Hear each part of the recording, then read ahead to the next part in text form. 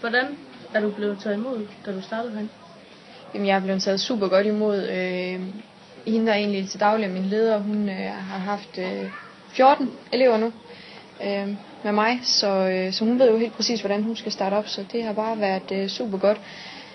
Vi startede med at tage ud og bowl alle sammen og spise, og ligesom sådan, man kunne lære alle de kollegaer, man nu får at kende og sådan noget, og ja, blive sat i gang med nogle små, stille og rolige opgaver, så man lige fik en fornemmelse af, hvad alle de her lyde, der er herinde og sådan noget.